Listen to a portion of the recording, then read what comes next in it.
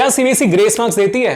हाँ भाई, देती जरूर है। अगर आप पास नहीं हो रहे हो, 2-3 मार्क्स से पास हो सकते हो, तो सीबीएसई आपको ग्रेस मार्क्स दे देती है। लेकिन क्या अगर आपका पेपर इतना अच्छा है देखने में और जवाब आपने अच्छे लिखे हैं, उसकी वजह से एग्जामिनर पे एक अच्छा इंप्रेशन पड़ता है और आपको शायद एक्सपेक्टेड मार्क्स से ज्यादा मिल सकते हैं? बिल्कुल हाँ, और ये पॉसिबल है।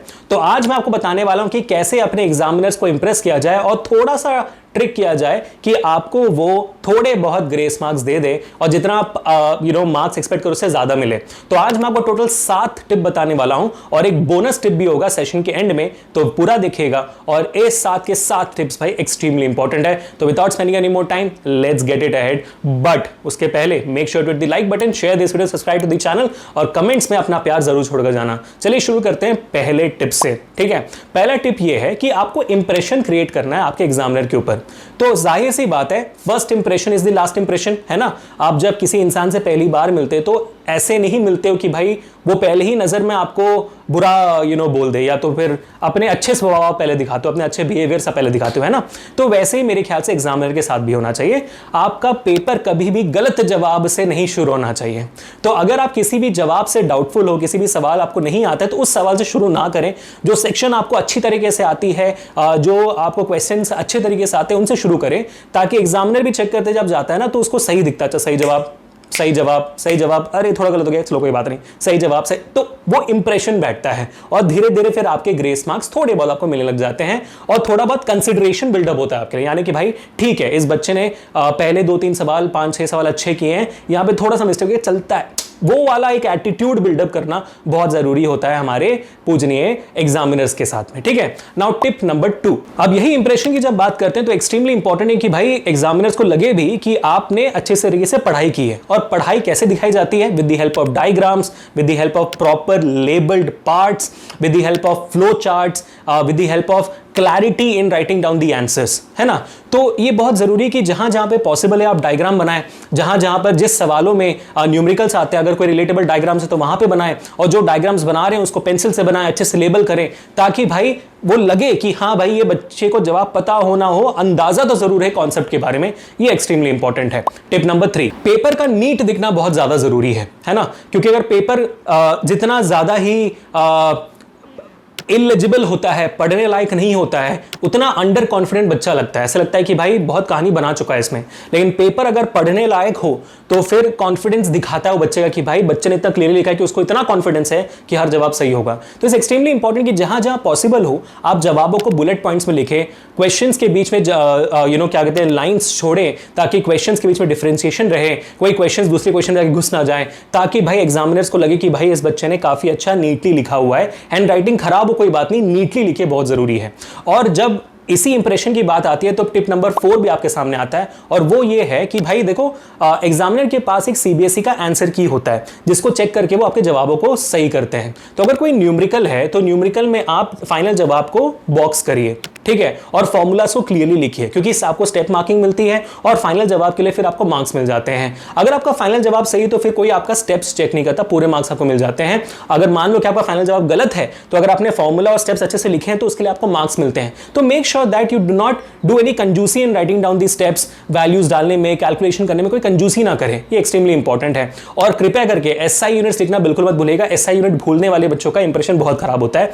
मूविंग टू टिप नंबर 5, जिस तरीके का सवाल है उस तरीके का जवाब दीजिए। 1 मार्क का सवाल है तो 1 वर्ड 1 सेंटेंस, 2 मार्क का सवाल है तो 2 बुलेट पॉइंट्स या तो 3 से 4 लाइन, 3 मार्क का सवाल है तो 3 से 4 बुलेट पॉइंट्स या तो फिर 3 से 4 लाइंस, 4 मार्क का सवाल है तो आपको फिर डिविजन्स में आते हैं 1-1 मार्क से, तो उसको उसके हिसाब से लिखिए। 5 मार्क का सवाल है तो 5 से 6 बुलेट पॉइंट्स में या तो फिर 5 से 8 लाइंस के बीच में लिखिए, सेंटेंसेस में लिखिए। अगर डिफरेंस बिटवीन का सवाल है तो फिर डिफरेंस बनाते हुए करिए। अगर डायग्राम बेस्ड सवाल है तो डायग्राम को सुंदर से बनाइए। तो ये सारी चीजें क्लासिफिकेशन दिखाती है कि भाई बच्चों ने बहुत प्रैक्टिस की हुई है, जिसके तरीके समझ में आता है कि भाई बच्चों को पता है कि हर तरीके का जवाब लिखा कैसे जाता है।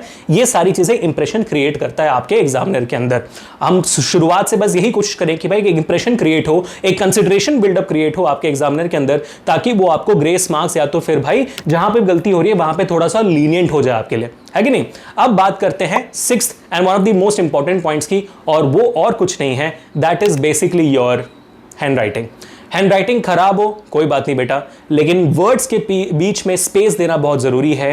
और पढ़ने लायक हो, ये बहुत ज़रूरी है। कृपया करके खराब हैंडराइटिंग हो तो इसलिए एफर्ट डालना मत बंद करिए, एफर्ट डालिए, वर्ड्स के बीच में गैप रखिए और अच्छे से लिखिए। खराब handwriting is not a problem. मैंने कुछ दिनों पहले यूट्यूब शॉर्ट भी बनाया था कि क्या आपकी हैंडराइटिंग बैड है तो आपके मार्क्स सेटिंग, ऐसा कुछ भी नहीं होता है। लेकिन हाँ, वो कंसिडरेशन बिल्डअप करना, वो लगाव एग्जामिनर को आपके पेपर के साथ लाना, आपके साथ लाना, वो अच्छे हैंडराइटिंग या तो फिर नीट हैंडराइटिंग के साथ ज़रूर आता है। Moving on to the last tip and then the bonus tip, tip number 7। अब कंसिडरेशन बिल्डअप के बाद ये बहुत जरूरी है कि भाई ये लगे कि आपने मेहनत बहुत की है जवाब को लाने के लिए। हो सकता है कि कोई न्यूमेरिकल हो जाए या तो कोई प्रॉब्लम हो जाए जिसका जवाब आपको नहीं आ रहा हो, लेकिन आपने रफ वर्क में अपनी एफर्ट पूरी मारी है ना। तो रफ वर्क जरूर करिए पेपर में, ये दिखाता है कि आपने एफर्ट करी हुई है, उससे रिलेटेड जवाब लिखा हुआ है, इससे भी कंसिडरेशन बिल्डअप होता है ना। पेपर नीटली रखना है एक पर्टिकुलर सेक्शन में, रफ वर्क में जितना हो सके आप रफ वर्क करिए, कोई इशू नहीं होता है। और रफ वर्क के लिए सेपरेट कॉलम बनाइए, रफ वर्क और आपका फाइनल सोल्यूशन मिक्सअप नहीं हो जाना चाहिए, जिससे फिर इंप्रेशन दोबारा खराब हो जाता है। ठीक है, now moving on to the final and the most important bonus tip for today, और वो ये है 3, 2, 1।